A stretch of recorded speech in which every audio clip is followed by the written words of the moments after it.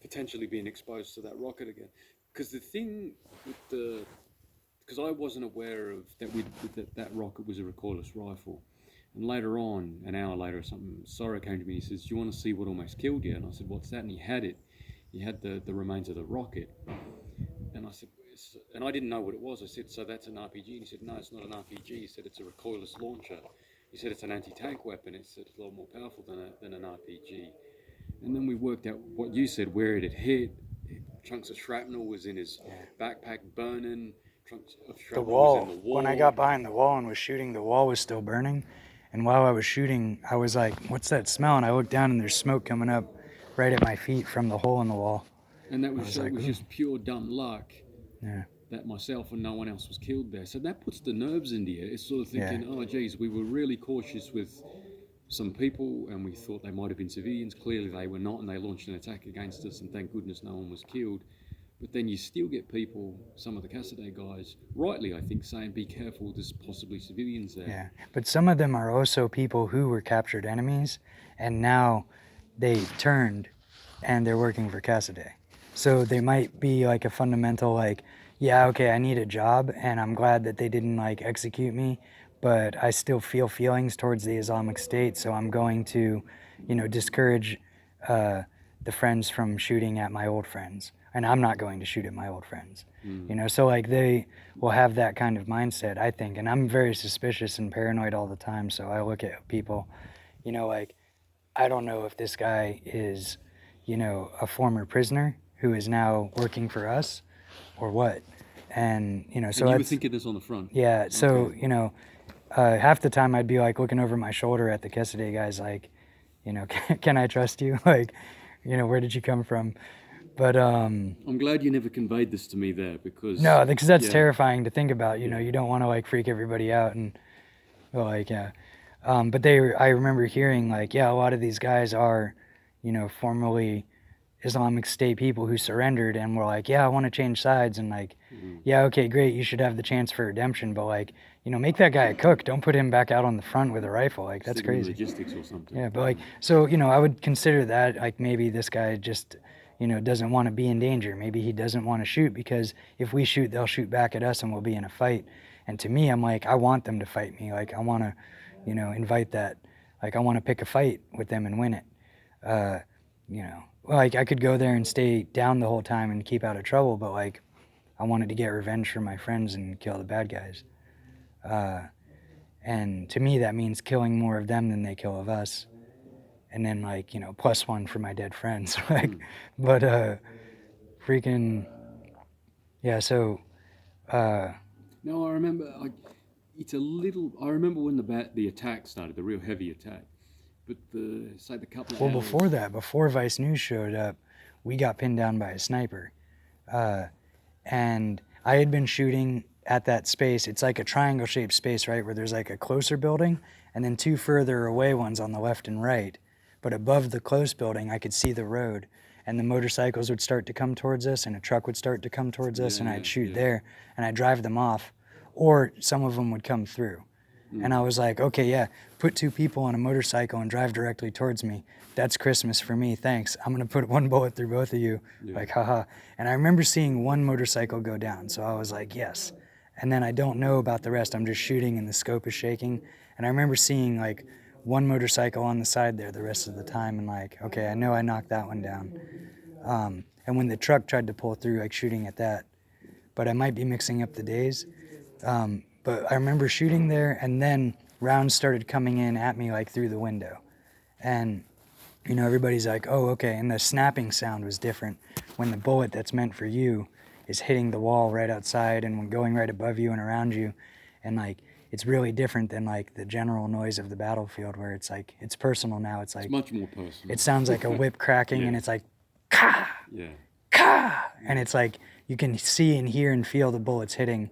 And it's like, oh, okay. So I got down and everybody was like, get down, come back from that window. And then everything on the front and left side of the building was dangerous now. So we all moved back to the far back right corner of the building, of the roof.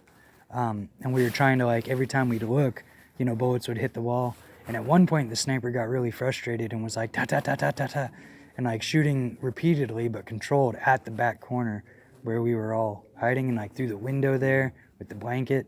And I tried to open through the corner of the blanket and like peek through and shoot, but he saw me first and started shooting. Like the blanket would move from the bullets and be like, okay, get down. And then we were trying to figure out where he was with the GPS because of the angle. We're like, he's over there somewhere. And so I remember that being very frustrating. And Yeah. me and you, I felt, had gotten really good at picking out targets, Mm-hmm. working out where enemies were. And we'd worked together quite a bit over those previous days, you know, yeah, with the rangefinder, with the GPS. But I do remember that being really frustrating. but it felt good to call in an airstrike and be like, you know, me growing up in America being like, wow, I'm like coordinating with American Marines and Special Forces to call in mortars and airstrikes against terrorists, and like, oh wow. But with this guy, I remember Enrique, the big local Yeah. Arab guy, had the idea to like, okay, I'm gonna go get like a head-shaped object and put like a hat on it Was that and a his scarf. idea? Yeah, and he started doing right. that, and he set it up in the one window, and Gabar was translating and laughing, and I was like, oh, I want to do this too, and I went and found one, and I put a rock in a big bottle. Yeah. That was like as wide as a head, Yeah. and then I put Zafir's beanie on it because, Yeah. oh, and at this point Zafir and Gabar had already left. Okay. They had left to go with the Quesada to go move our truck because we heard on the radio, right, yeah. and we had all this stress the whole time we were there about the stupid fucking truck. Like, yeah, okay, if anything happens to the truck, you're gonna go to jail. Yeah. And it's like, well, dude, it's just a truck. Like, Yeah. and so they were worried about the truck, and they left, and we're like, great, now we have 2 less people. So it was you and me and Soro and Carker Yeah. and the Quesada guys. So some sniper teams. Let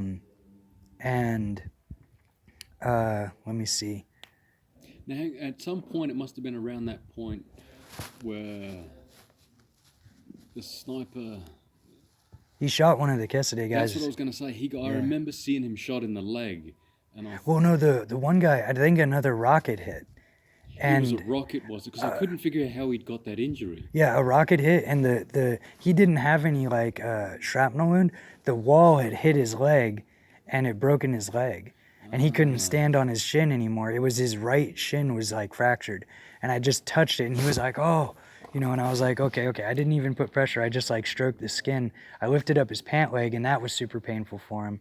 And when I just touched the skin, he freaked out, and I was like, okay, man, you know, you're going home. And I was telling, like, I think that was before Gabar left, because he was talking to him, and I was like, you're a hero, bro. You're going home. You got injured in war, and like, you're a sniper, like, you know. And he was like, okay, but he was still in a lot of pain.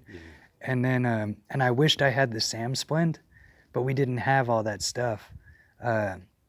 We didn't have like enough medical stuff. I wanted to like wrap his leg up in the splint, but we didn't have it. So then he left in a Humvee, and then we had There's a little side story to that. There was a SAM splint in the medical bag, oh and that protected me from a bit of shrapnel later on. that's the SAM splint that's here Yes. now. Oh, that's crazy. Yeah, but carry on. I saw that SAM splint just now, and they were like, yeah, we found the shrapnel, and I was like, what story is this? But that's really cool. I didn't know that. No. Yeah, I'm glad that was there. Well, I'm glad to hear the story that the guy got evacuated because I remember seeing him injured. Yeah. And I remember it was starting to get a bit intense with the fire, and because I remember I couldn't. Like sporadic rockets. Yeah, and I couldn't get away from my firing position to go help. I knew he was being helped, but I'm glad that he was taken, and it was nothing worse than a broken leg. I think the scariest thing to me, like as a possibility, was like I don't want a mortar to land right on the roof and just tear us apart. Because if a mortar were to land on that open part of the roof where we were, that would have been the end for us. But it would have been difficult for them to, That's you know, tough to drop a mortar right on us. But so yeah, we were getting random rockets, and the Gabar and Zafir left to go move the truck. So that's like our translator and our commander are gone now, you know, which is really dumb for a truck, which I think is really dumb, and I disagree with. I don't think that should have been done. And then, the Quesada guy, the older guy, was being all like macho and like, why are you guys hiding? I'm standing on the roof and nothing's happening to me. And we were like, get down, there's a sniper. And then he got shot in the arm, in his left arm, because he was standing on the left side of the building and the sniper was on the left side. And he was exposed and like, so he got hit and was like, he was just shocked, like, oh, and we're all, I didn't even feel bad for him, honestly, because he's older, he should know better. Yeah. I felt bad for the kid whose leg was broken, but like, it wasn't too bad. His leg wasn't like deformed, like it wasn't like It was like a clean break. yeah, just a fracture, like. And but that guy, I was like, okay, so I didn't do it, but somebody patched him up a little, like they wrapped him up, I think, probably tourniquet and bandage, but I didn't see it because I was busy looking towards the enemy, and I kept trying. This is dumb, but I kept like I would crawl out onto the roof and stick my head up and get down, and he'd shoot, and then I'd go to the other side of the roof. There was the curtain inside the center room on the roof, and then there was a room on the right side of the building, and there was a crack in the wall that went straight down to the floor. And for some reason, he never saw me there, and I spent a lot of time there looking out, trying to spot him, and I couldn't see him, so I think he was further to the left, like to the left corner of the building, and I just couldn't see that angle from that crack. So I would get up on the corner of that wall, and like if the wall's up here and the corner of the wall is down here, the wall for the room, I would get out and I would like look around the corner and be like, snap, snap, snap. And I'd be like, okay, he's over there. And I shouldn't push it because, I should just wait for the airstrike. Because if I get into a one-on-one sniper fight with this guy, I could lose. And They seemed good, the snipers, didn't they? well, I mean, I that remember- one sniper seemed good, but like Well, everything. Sorrow had said to me, he said, chatter snipers are usually really good. I mean, they can't all be good. That's the nature of things. But I remember, and it was the fact that Sorrow had talked us up as we were on our way to that Nocta or wherever we were, and then I was in a firing position, I remember, and Sorrow was further back toward the stairs, and a sniper had shot through one of the windows, so through a At the room, stairwell? into the next room, and it didn't hit him. It landed just above his head, and I was just yelling at him, "Get down! They've almost hit you right there." That's how good they were. That happened later in the day, yeah. But I think that was a matter of like closeness. I don't think those guys were snipers at one point. At that point, I think the one guy at the beginning of the You reckon day. that could have been like a random shot? No, I think they were getting close. I think they were across the street from us. They were like 100 meters No away. doubt about that. Yeah. But I think that at the beginning of the day, that guy who shot the Keste in the arm, I think he was a decent sniper, and I think he died in an airstrike because the airstrike came later, and then it was quiet, and we were able to get up and walk around with boldness without worrying at that point after, because we had been playing the sniper game. I left the head in the window, and after the airstrike, he wasn't shooting at the head in the window anymore. And then we started to move around, and he wasn't shooting at us, and we could take up firing positions again, and that guy wasn't shooting at us anymore. So I'm fairly certain he died in the airstrike that came. And we called in a few possible positions. There were some airstrikes, and then it was quiet. And that was when Vice News showed up, was after the sniper fight, and it was quiet again. And I think part of the thing that invited their next attack was that the Vice News pulled up in the Humvee in front of the building. Yeah. Between us and the enemy, and we were like, what are you doing? Get in here. Like, that's the enemy side of the building. Like, come over here. And so they ran and came into the building. And I don't think they took any gunfire. Did they I think not, because I remember it being fairly calm at that point, and I was, to be honest, just frustrated that I think they didn't realise that they were on the very front line.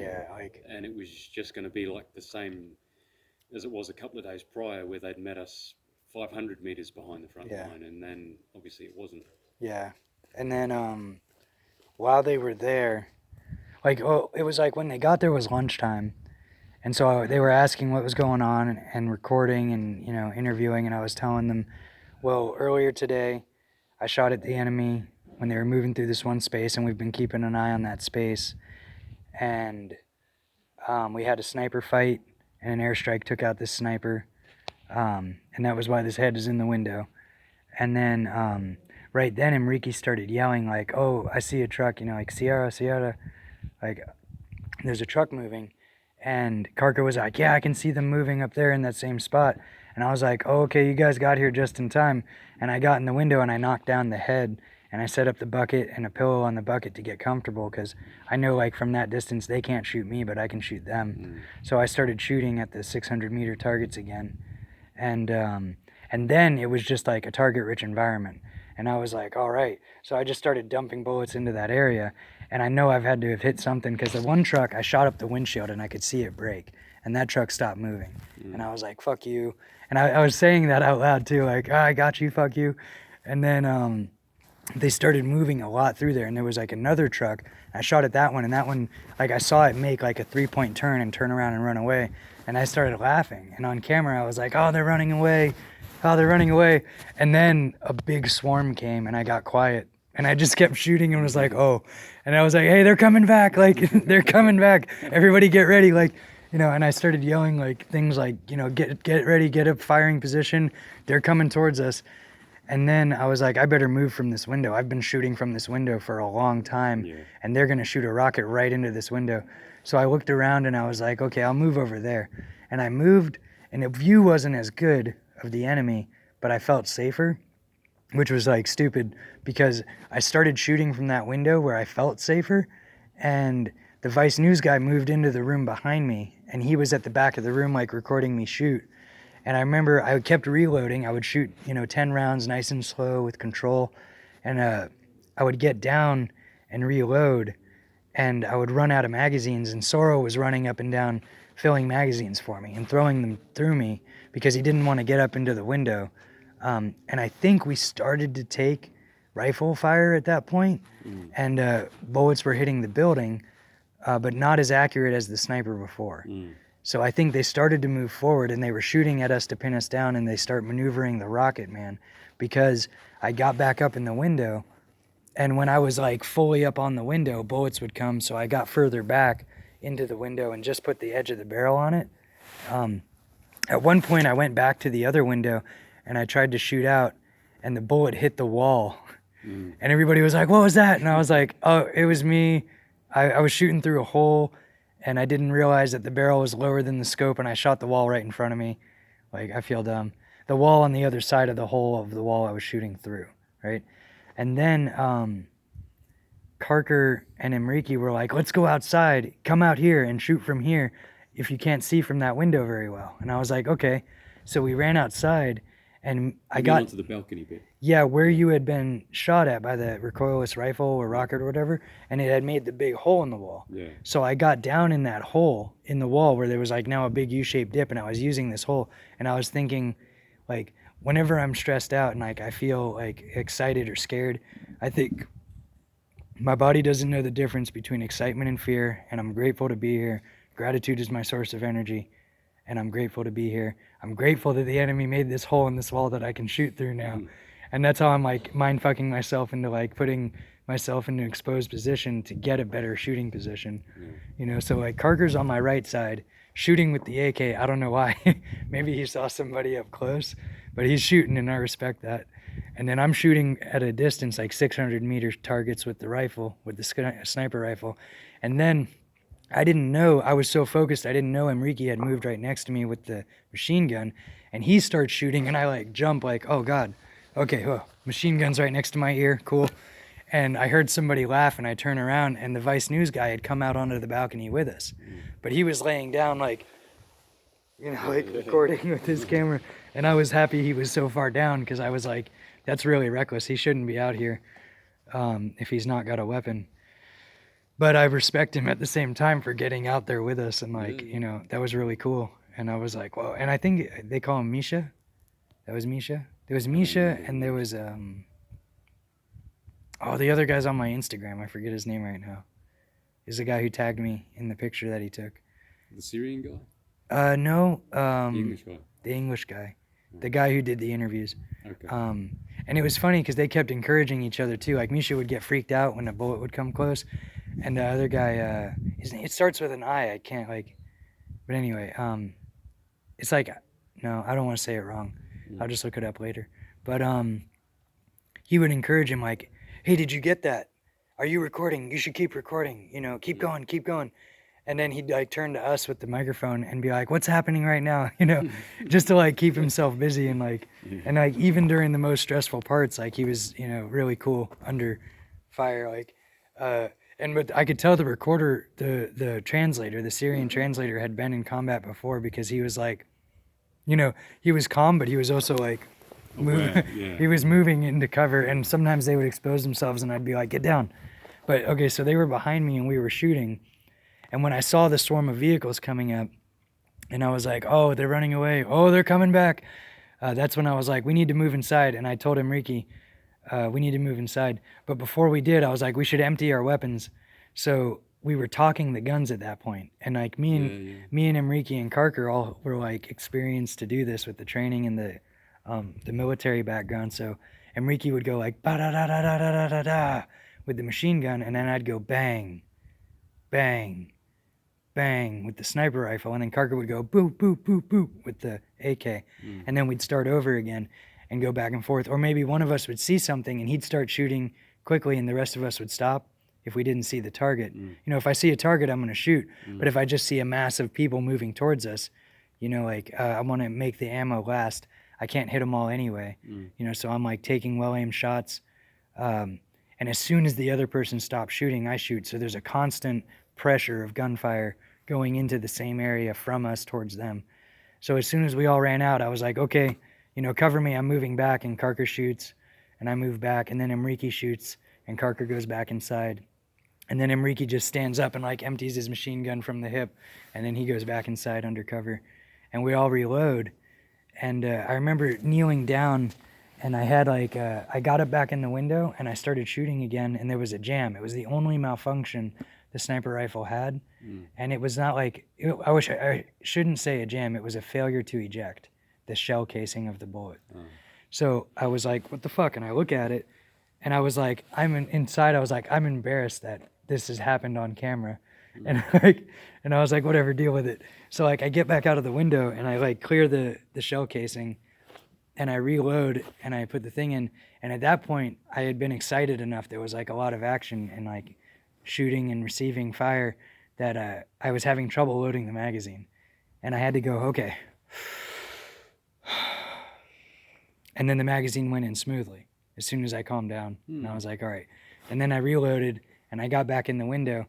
And I tried to cover for it, for my, you know, excitement and shaking hands, by turning to the camera guy and being like, hey, you guys have great timing, right? You got here just in time for the fight. Are you close enough to the front yet? Is this close enough for you? And the guy was like, yeah. And I was like, was it you that said that? Was it you that said you wanted to get closer to the front? And he was like, I didn't say that. And I was like, yeah, okay. So like I got back in the window and I started shooting, and then bullets came through this window. So I moved into the room. The Vice News guy came in behind me, and he was laying down at the back of the room, and I'm shooting out the window. When I got down to reload, Soro had just come in and gave me more magazines with full ammo. And I was like, thank you. And then as I was reloading, I looked at the camera guy and I was like, hey, this is really warm work, but I wouldn't rather be anywhere else on the planet right now. You know, and in the U.S. military, they have this joke. It's a saying like, this is the one that you want. And it's a weird saying, like, this is the one that you want. Like, but it's for when people are like complaining in a really tense situation, and like, or they're hurt, or they're like in like really intense training, and they're like, oh man, I can't do it.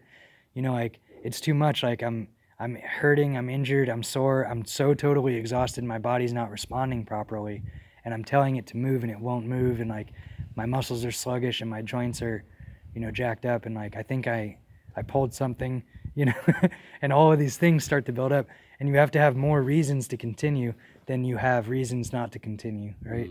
And like I talk about it in jiu-jitsu, where I'm like, I have a mountain of motivations behind me, and each, like, the mountain is made of like grains of sand, or like a little ball of energy, right? Like a little glass ball of like glowing light, and sometimes I use that energy up and it's exhausted, and I'm like, okay, that motivation doesn't work anymore, that one's tired, like, like I want to make my dad proud, yeah, okay, whatever.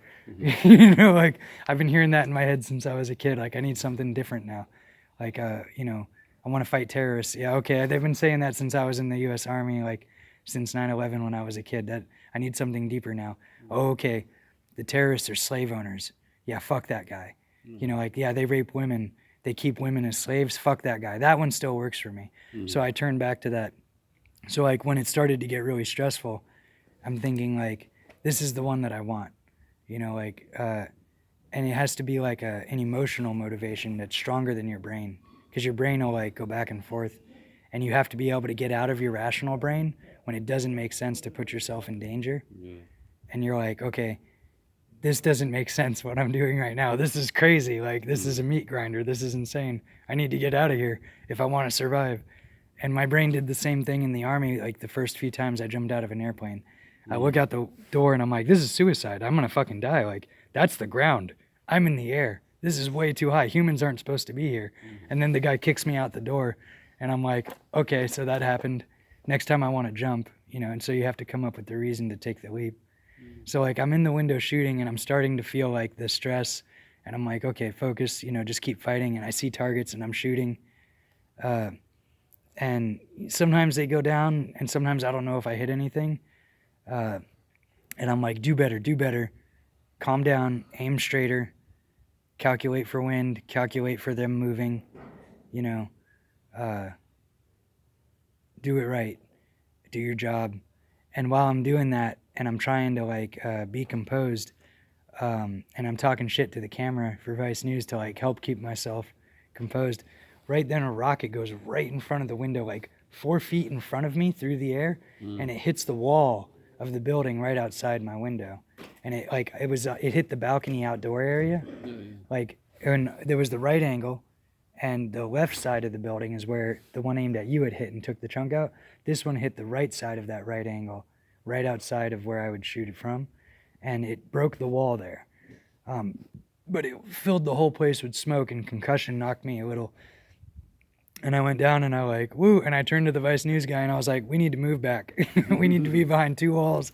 And we got up and we moved back further into the room. And for me, that really marked the beginning of the siege that like trapped us in that building for a while. Yeah. And I still don't know how long that lasted, but it felt like forever. And it seemed like we were getting hit by a rocket every 2 minutes for like half an hour to an hour, you know?